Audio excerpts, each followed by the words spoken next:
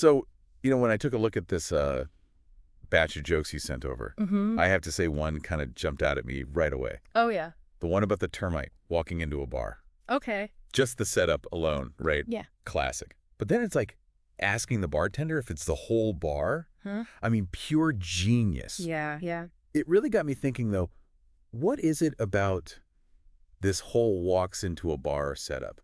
Like, what makes it so enduringly funny? Well, I think what's fascinating, especially about that particular joke, and really, I mean, the whole structure of walks into a bar is how it kind of messes with our expectations, you know? Right. Like, you're all set up for some clever punchline, but then the humor, it subverts that by zeroing in on how absurd the whole situation actually is.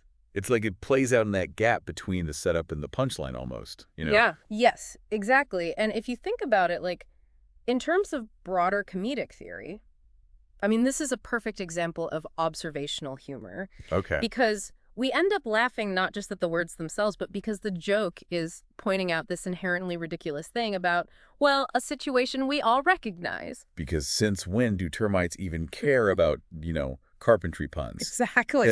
Okay, that's brilliant. It's not just the wordplay itself, right? Right. It's about shining a light on the absurdity of just, like, everyday stuff. Totally, yeah. And you can see that throughout this whole collection you sent over, too, like those animal jokes. Yeah, yeah. The one about the polar bear, like strolling up and ordering a pint of bitter. Yeah. There's just something inherently funny, I think, about animals acting in ways that we usually associate with, our own human quirks. It's like holding up this funhouse mirror to ourselves, right? Yes. Like, yeah, we're laughing at the image of the polar bear, but, I mean, are we really laughing at our own desire to just kick back with a cold one after a long day? Exactly. And that's what makes these types of jokes, these animal jokes, so universally appealing, is that element of anthropomorphism, Right. giving human-like qualities to these animals. Right. It lets us look at our own, oddities, our contradictions even, but in this safe, lighthearted way. Yeah. Of course, different cultures, they might gravitate to different animals reflecting their own traditions and folklore and all of that. Sure. But the core, the heart of the humor, that remains the same. So you're saying even a joke that seems as, straightforward as a polar bear ordering a drink, even that can have these deeper layers, like about the human experience. Yeah. Absolutely. It really shows the power of humor to work on multiple levels. Okay. It can be a simple chuckle at the surface, sure, but it's also subtly commenting on things we all experience as humans.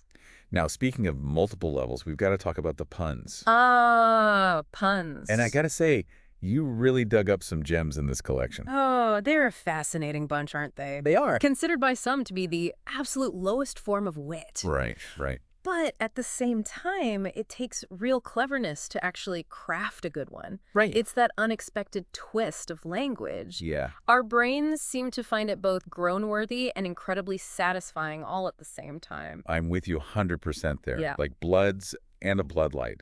I mean, I laughed out loud at that one. Yeah. Okay, lesser of two evils. I'm not going to lie, that one took me a second. And that right there is where the humor lies. Okay. It's that sudden realization, the aha moment, when all those layers of meaning just click into place. And it's funny, the more I think about that Weevil joke, Yeah. the funnier it gets, actually. Right. Like, the absurdity just kind of keeps building. That's the thing about puns, right? Yeah. They work on these, like, multiple levels. Yeah. So you have the initial play on words, like in that case, evil and weevil. Right. But then there's this other layer, this absurdity, because, well, let's face it. Yeah. Neither option is really a good one. Right. It's like the joke is pointing out how ridiculous it is to even have to pick between two bad things. Yeah, totally. And speaking of these aha moments, there's one joke in this collection you found, I got to say. This one really stood out to me, the one about the frayed knot. Okay. It's just a piece of string, Right. and it's going around telling everyone, I'm afraid not. Ah, yes.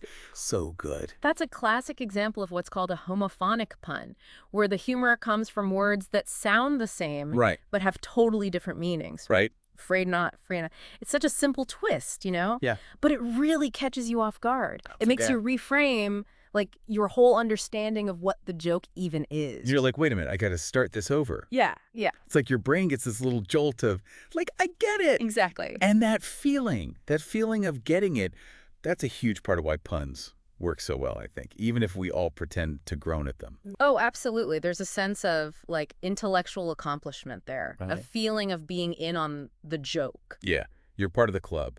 Exactly. And that kind of gets us to another interesting point about humor, I think. Uh, This whole social dimension to it, you know? right. Because jokes, a lot of times, they create this sense of shared understanding, Yeah, for sure. like a bond between the person telling the joke and the person hearing it. It's like a little secret handshake or something, Exactly. You're both in on this, like, world of absurdity. And that's actually where this idea of in-jokes comes from. Okay.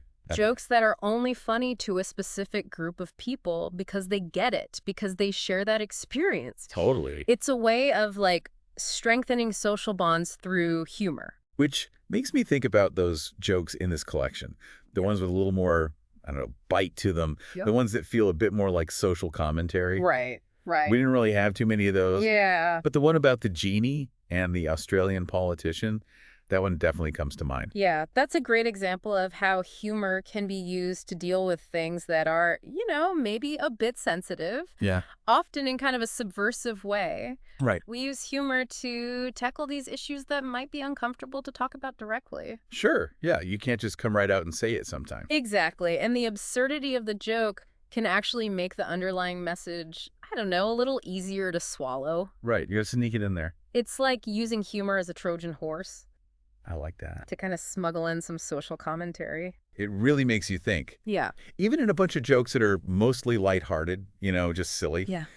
there are these little glimpses into our shared culture, like what we're all thinking about. Exactly. Humor, I mean, it's rarely created in a vacuum. Right.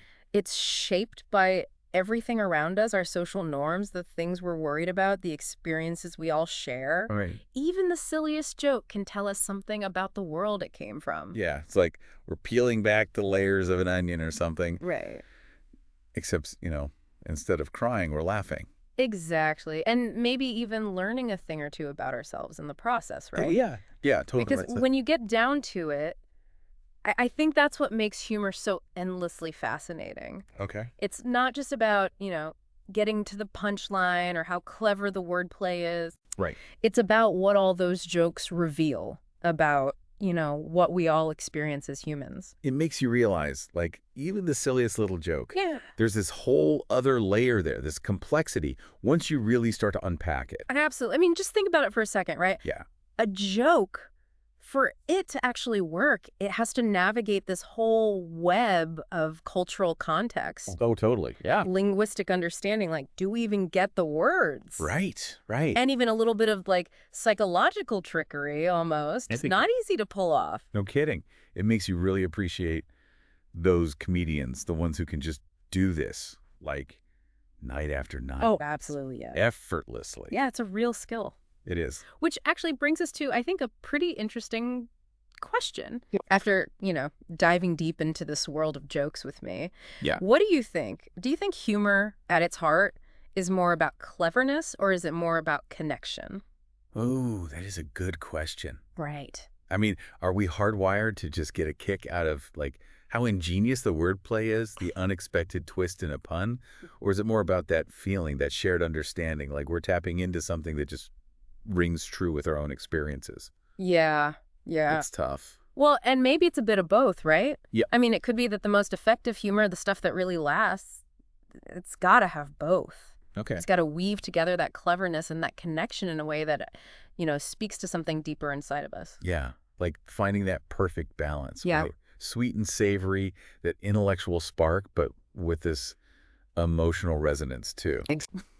And I think on that note, Yeah. we'll leave you all to ponder that delicious thought. Thanks for coming on this journey with me. It's been fun. Oh, thanks for having me. Keep laughing out there, everybody. And please send in those jokes.